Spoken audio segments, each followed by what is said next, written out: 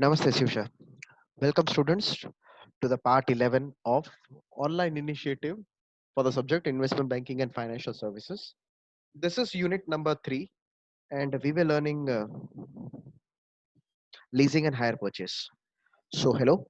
In the last part of our video, we observed some key points regarding leasing. The points that we observed were that what is basically leasing. So, it was just basically a contract which allowed the any person to use. We also learned about some terms such as parties, leaser, lessee, lease broker, lease assets. So when we discuss about terms of lease, so what does the term of lease indicate? So term of lease indicates the period or duration of lease as well as lease rental, right? So we also learned about type of leasing. In type of leasing, we also we learned till direct lease. Now we would be discussing the second part of the video, that is based on the parties involved and based on the area. So what are we going to discuss right now? We are going to discuss that જ્યારે single investor lease હોય અથવા leverage lease હોય તો single investor lease અને leverage lease વચ્ચેનો ફરક શું છે અને સાથે સાથે ક્ષેત્રફળ પ્રમાણે that is based on area કેવી રીતે ડોમેસ્ટિક લીઝ અને ઇન્ટરનેશનલ લીઝ અલગ પડશે. So let us directly proceed to that topic. So the fifth type of lease that we are going to discuss is single investor lease. So what is single investor lease? તો જ્યારે પણ lease belongs to only two parties, જ્યારે બે વ્યક્તિઓને lease owned હોય, namely leaser, and it is called as single investor lease. It consists of only one investor. કોઈ પણ એક જ ઇન્વેસ્ટર દાખલા તરીકે કોઈ પણ એસેટ નો માલિક ઠરાવે, જેમ કે કોઈ મશીનરી હોય, કોઈ બિલ્ડિંગ હોય, કોઈ પણ પ્રકારનો એસેટ જેનો એક જ માલિક એક્ઝિસ્ટ કરતો હોય એને આપણે સિંગલ ઇન્વેસ્ટર લીઝર કહીએ છીએ, રાઈટ? નોર્મલી જેટલા પણ પ્રકારના લીઝ કોન્ટ્રાક્ટ્સ આપણે સ્ટડી કરતા હોય, જેમ કે ફોર એક્ઝામ્પલ જે ઓપરેટિંગ કે ફાઇનાન્શિયલ લીઝ હોય અથવા લીઝ બેક અથવા ડાયરેક્ટ લીઝ થતા હોય, એ બધાને આપણે સિંગલ ઇન્વેસ્ટર લીઝ તરીકે કેટેગરીમાં પણ આવી શકાય. સિંગલ ઇન્વેસ્ટર લીઝ નો ઓપોઝિટ વર્ડ આપણે વિચાર કરીએ તો ઇન્સ્ટિટ્યુશનલ લીઝ પણ આપણે કહી શકાય. તો what do you mean by institutional? What do you mean by institutional lease? So institutional lease no matlab thai a company or an organization has the authority to lend or to create a contract which enables any other person to execute the contract, right? So we proceed to the sixth type of lease, which is called as a leveraged lease. Now what is a leveraged lease? So leveraged lease સામાન્ય રૂપે ક્યારે આપણે use કરીએ? So this type of lease is used to acquire the high level capital cost of assets and equipment. મતલબ આ પ્રકારની lease અથવા આ પ્રકારનો કરાર આપણે ક્યારે યુઝ કરીએ છીએ? જ્યારે high level cost of assets હોય ત્યારે. Cost of assets for example buildings અથવા મશીનરીઝમાં હાઈ ઇન્વેસ્ટમેન્ટ્સ થતા હોય, હાઈ પરચેસ કોસ્ટ કે ટ્રાન્ઝેક્શનલ કોસ્ટ હોય, ત્યારે ખાસ કરીને આપણે લેવરેજ લીઝ કહેવાય છે. અંડર ધીઝ લીઝ, હવે આની અંદર તમે સમજો, સિંગલ ઇન્વેસ્ટર લીઝ ની અંદર જ્યારે એક જ પાર્ટી હોય છે, લેવરેજ લીઝ ની અંદર there are three parties, ત્રણ પાર્ટી હોય છે. ધ લીઝર, જે લેન્ડર, જે પૈસા ઉધાર આપી શકે, અને ધ લેસી. લીઝર લેસીને એસેટ વાપરવા માટે આવે છે. તો લીવરેજ શું છે? Under the leverage lease the lessor acts as equity participant. Lessor કોની જેમ બિહેવ કરે છે? Equity participant. ઇક્વિટી પાર્ટિસિપેન્ટ એટલે જો ઇક્વિટી પાર્ટિસિપેન્ટ નો આપણે ઈઝી વર્ડ લખવો હોય તો આપણે આવી રીતે લખી શકાય, owner, right? Supplying a fraction of total cost of assets. મતલબ એ ખાલી અમુક જ ભાગ આપે છે આખા એસેટ્સ નો. while the cost of assets, એટલે પૂરેપૂરો જે cost of assets કહેવાય, ઈ લેન્ડર સપ્લાય કરે છે મેજર પાર્ટ. મતલબ લેન્ડર પોતે શું આપે છે? Major part of cost of assets ને એક્વાયર કરવા માટે ભાગ આપે, જેના કારણે લેસી શું કરે? લેસી ખાસ કરીને કોન્ટ્રાક્ટ એક્ઝિક્યુટ કરી શકે. મતલબ ફોર એક્ઝામ્પલ લીઝર શું કરે છે? લીઝર ને મળે છે રેન્ટ, એટલે લીઝર મળે છે રેન્ટ. લીઝર કોને આપે છે બેટા? લીઝર આપે છે લેસીને. હવે લીઝર ને ફાઇનાન્સ કોણ વ્યક્તિ કરે છે? તો લીઝર ને ફાઇનાન્સ કરે છે લેન્ડર. લેન્ડર ને શું મળે છે? લેન્ડર ને ઇન્ટરેસ્ટ મળે, લેન્ડર ને ઈએમઆઈ અથવા ઇન્સ્ટોલમેન્ટ્સ મળે છે. તો આપણે કહી શકાય લીઝર અને લેસી વચ્ચેનો લીઝ કોન્ટ્રાક્ટ ચાલે છે, અને લીઝર અને લેન્ડર વચ્ચેનો કોન્ટ્રાક્ટ ચાલે છે એને આપણે કહેવાય છે interest, as well as debtor નો કોન્ટ્રાક્ટ ચાલતો હોય, રાઈટ? ફાઇન. તો total cost of assets while lender supplies a major part. So these types of two investors or two types of lease contracts are well aware by you. Apart from it, let us move on to next, that is seventh is domestic lease. Now what do you mean by domestic lease? The meaning of the term domestic lease નો મતલબ થાય છે જ્યારે local કોઈ એરિયાની અંદર lease contract execute થતું હોય. લોકલ કોઈ એરિયાની અંદર લીઝ કોન્ટ્રાક્ટ એક્ઝિક્યુટ થતું હોય એનો મતલબ શું થાય? ફોર એક્ઝામ્પલ કોઈ પણ લોકલ માર્કેટમાં જેમ કે ડિસ્ટ્રિક્ટ વાઇઝ, જેમ કે રિજન, જિલ્લા અથવા કોઈ સ્ટેટ વાઇઝ જ્યારે પણ લીઝ કોન્ટ્રાક્ટ એક્ઝિસ્ટ થતો હોય તો એને આપણે ડોમેસ્ટિક લીઝ કહીએ છીએ. ડોમેસ્ટિક લીઝની અંદર ખાસ આપણે શું યાદ રાખવાનું? The market familiarity and geographical familiarity is between leaser as well as the lessee. Leaser and lessee બંને એકબીજાની સાથે familiarity રાખે છે. Fine. If both the parties belong to the domicile of the same country, so this is the necessary condition. Domestic lease execute કરવા માટે જો બંને party એક જ કન્ટ્રીના ડોમિસાઇલ કે રહેવાસી હોય, it is called as domestic leasing. એને આપણે ડોમેસ્ટિક લીઝિંગ તરીકે ક્લાસિફાય કરી શકાય છે. Okay, so moving on to the 8th type, international lease. હવે ઇન્ટરનેશનલ લીઝ એટલે શું? તો ઇન્ટરનેશનલ લીઝ એટલે ફોર એક્ઝામ્પલ કોઈ પણ એક મોટી કંપની હોય જે કોઈ એસેટ્સ 20 વર્ષ વાપરવા માંગતી હોય બીજા કન્ટ્રીની અંદર, તો એ ગવર્મેન્ટ પાસેથી કોઈ પણ પ્રાઇવેટ પાર્ટી પાસેથી શું લઈ લે છે? એ તે રિસ્પેક્ટિવ એસેટ્સ ને લીઝ ઉપર લઈ લે છે. So it is called as international lease. If the lease transaction and the leasing parties belong to the domicile of the different countries, it is called as international leasing. So if the lease transaction leasing parties belong to domicile of the different countries, it is called as international leasing. Fine. Next topic that we are going to discuss after discussing about type of leases are that what are the advantages? What are the advantages of leasing? So what are the advantages of leasing? The first advantages of leasing is that by the method of leasing contract, we are able to finance a fixed assets. મતલબ કોઈ પણ એક fixed એસેટને આપણે easily finance એટલે શું? Easily capitalise કરી શકાય, પૈસા આપી શકાય. તો આપણે શું ઓબ્ઝર્વ કરી છે?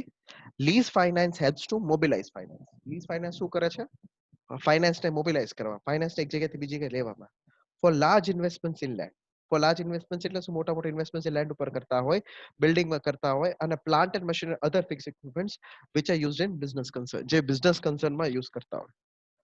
સેકન્ડ પોઈન્ટ આપણે ડિસ્કસ કરી શકાય છે એસેટ્સ બેઝડ ફાઇનાન્સ. હવે એસેટ્સ બેઝડ ફાઇનાન્સ એટલે શું?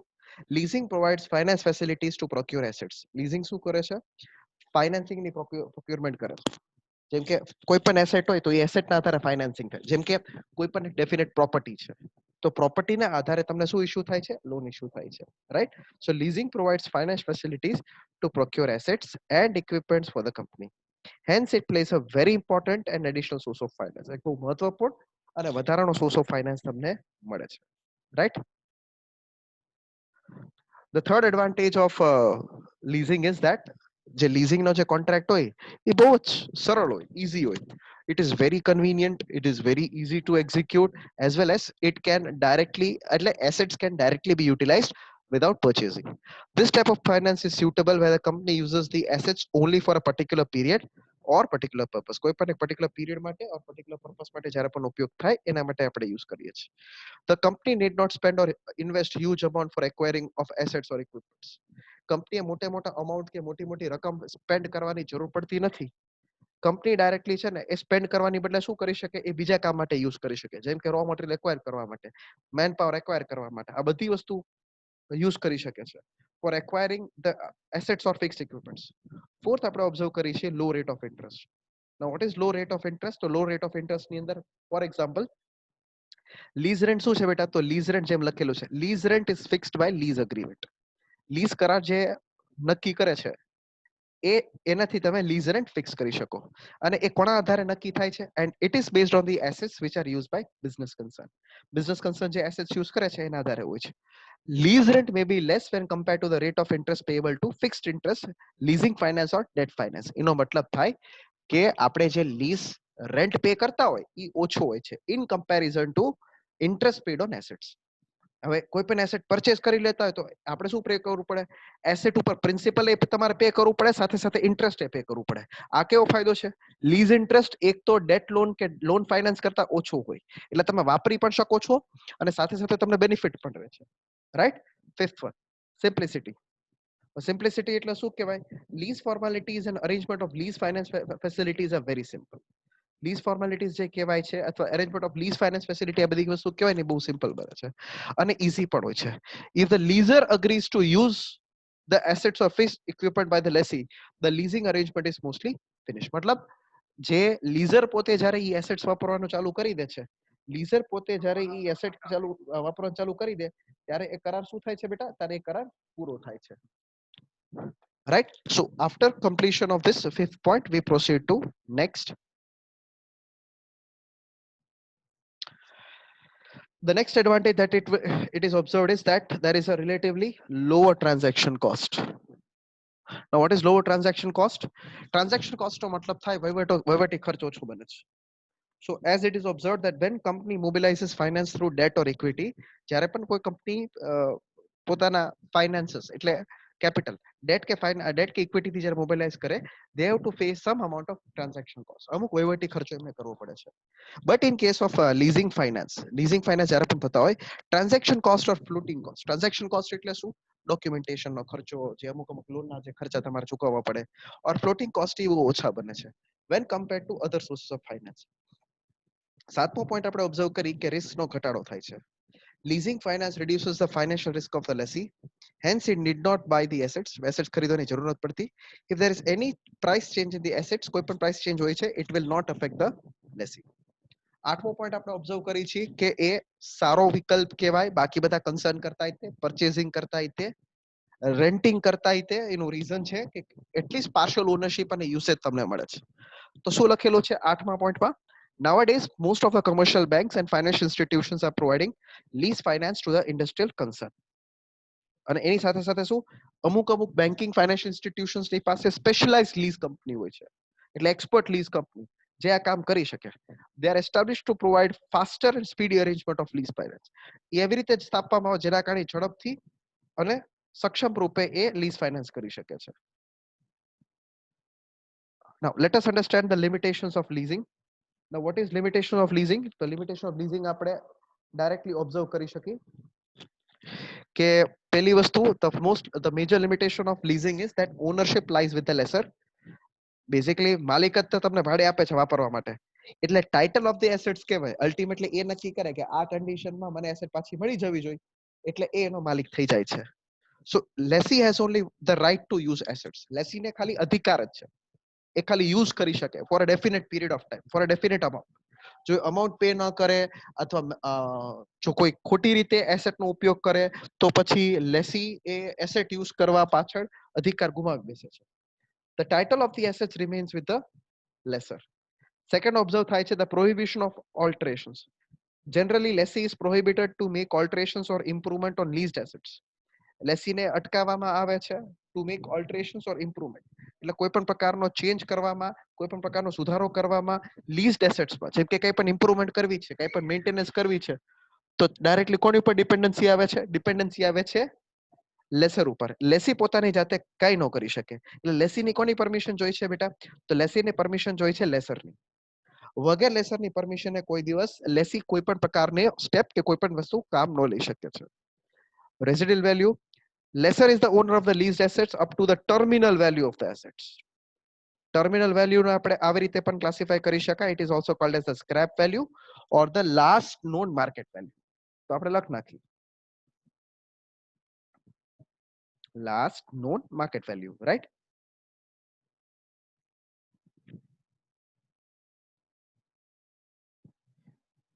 જે કોઈ પણ એક વેરીફાયર કે કોઈ પણ એક થર્ડ પાર્ટી સેલર એ આઈડેન્ટિફાઈ કરી શકે છે. So these are the three limitations of leasing.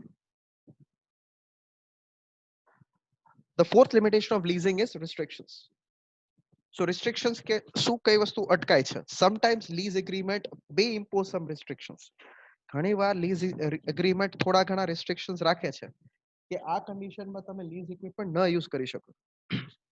Fifth point જે આપણે એગ્રી કરી છે એ છે consequences of the default. In case જો કે કોઈ કારણસર લેસી પોતાના લીઝ કોન્ટ્રાક્ટમાં લખેલી રકમ, that is lease interest, ન ચૂકવી શકે to fulfill the terms of lease agreement. For example, default in payment of the lease rentals, the lessor may terminate the agreement. Lessor શું કરી શકે છે? લેસરની પાસે અધિકાર છે જેના કારણે એ કોઈ પણ પોતાના કરારને શું કરી શકે? એ ટર્મિનેટ કરી શકે છે, અટકાવી શકે છે, અને જે લેસી એ એસેટ યુઝ કરતો હોય એની ઉપર કબજો પણ કરી શકે છે. સો there are consequences of the default too. મતલબ લોન ન ચૂકવવાના કે લીઝ ઇન્ટરેસ્ટ ન ચૂકવવાના consequences પણ હોય છે. કેટલી વસ્તુ લીઝ એગ્રીમેન્ટમાં હોવી જોઈએ? So what are the contents of lease agreement? પહેલા, કોણ છે માલિક, કોને ભાડે આપે છે, લેસર કોણ છે, લેસી કોણ છે, અને એમના એજન્ટ્સ કોણ છે. પ્રોપર્ટીનું ડિસ્ક્રિપ્શન, કેટલો છે એરિયા, લોકેટેડ ક્યાં છે, કોના નામે છે, અમાઉન્ટ ઓફ રેન્ટ, ક્યારે ડ્યુ ડેટ બની શકે, ઇન કેસ ન ચૂકવે તો ગ્રેસ પીરિયડ મતલબ કેટલા ડ્યુરેશન તમને મળે છે, કેટલા ટાઈમમાં તમે પાછા આપી શકો, ઇન કેસ જો કોઈ ડિફોલ્ટ થાય તો એના લેટ ચાર્जेस શું કહેવાય, મોડ ઓફ રેન્ટ પેમેન્ટ કેવી રીતે, કેશ છે, ચેક છે, ક્રેડિટ છે, whatsoever, methods to terminate the agreement prior to expiration date, અને ઇન કેસ જો અગ્રીમેન્ટ ઈ ટર્મિનેટ કરવા માંગે મતલબ પતાવવા માંગે તો એના માટે કોઈ કોસ્ટ છે, એના માટે કોઈ પ્રોસીજર છે અને કોઈ ચાર્जेस રાખવા પડશે. કોઈ પણ પ્રકારની સિક્યોરિટી ડિપોઝિટ લેવી પડે લેસી પાસેથી, જેના કારણે લેસરને મેન્ટલ પીસ થાય કે એમનો એસેટ બરોબર and the account where it is held, અને અકાઉન્ટ જે હેલ્ડ થાય છે, રાઈટ. આટલી વસ્તુ આપણે ઓબ્ઝર્વ કરી શકાય કન્ટેન્ટ્સ ઓફ લીઝ એગ્રીમેન્ટમાં. યુટિલિટીઝ ફર્નિશ બાય લેસર, મતલબ લેસર કેટલી વસ્તુ આપી શકે છે, and if the lessor charges for such utilities, lessor જો આ યુટિલિટીઝ ચાર્જ કરતો હોય, how the charge will be determined, કેવી રીતે તમે ચાર્જ ડિટરમાઇન કરી શકો. એમ્યુનિટીઝ એન્ડ ફેસિલિટીઝ, અલગ અલગ જે ફેસિલિટીઝ જે લેસી ઉપયોગ કરી શકે, સચ એઝ કોઈ સ્વિમિંગ પુલ હોય છે, લોન્ડ્રી કે સિક્યુરિટી સિસ્ટમ્સ હોય છે, કોઈ પણ પ્રકારનો રૂલ્સ એન્ડ રેગ્યુલેશન જેમ કે પેટ રૂલ્સ, જેમ કે કોઈ બિલ્ડિંગ્સ હોય તો પેટ રાખી શકાય ન રાખી શકાય, કોઈ નોઇઝ રૂલ્સ છે, એન્ડ પેનલ્ટી ફોર વાયોલેશન્સ, કોઈ પણ વાયોલેશન્સ હોય તો એના માટે penalty. Identification of parking available, મતલબ કોઈ પાર્કિંગ અવેલેબલ છે, પાર્કિંગ અવેલેબલ હોય તો કેવી રીતે પાર્કિંગ કરી શકાય, ઇન્ક્લુડિંગ ડેઝિગ્નેટેડ પાર્કિંગ સ્પેસ, કોઈ સ્પેસિફિક પાર્કિંગ સ્પેસ હોય ઇફ પ્રોવાઇડેડ. કોઈ પણ ભાડુઆત હોય જે રિપેર રિક્વેસ્ટ કરે તો ઈ કેવી રીતે હેન્ડલ થશે, કોણ રિપેર રિક્વેસ્ટ કરશે, ઈ કોસ્ટ કોણ બોર કરશે, અને ઇન કેસ કોઈ ઇમરજન્સી જેમ કે કોઈ ફાયર આવે, કોઈ સેફટી ઇમરજન્સી આવે તો એ કોની રિસ્પોન્સિબિલિટી બનશે, રિસ્પોન્સિબિલિટી બનશે લેસીની કે લેસરની રિસ્પોન્સિબિલિટી બનશે. તો આ પ્રકારના કન્ટેન્ટ્સ આપણે ઓબ્ઝર્વ કરી શકાય. Fine. So with this, the next topic that we observed on the screen was lease rental determination. So far as the topic is concerned, મેં પ્રોપરલી ડિસ્ક્રાઇબ કરેલું છે બધી વસ્તુ જે તમે અહીંયા રીડ કરી હોય. રિપીટેડલી હું કહેતો આવ્યો છું કે please pause the video for a moment, take a screenshot and write down the notes. It would be very, very useful.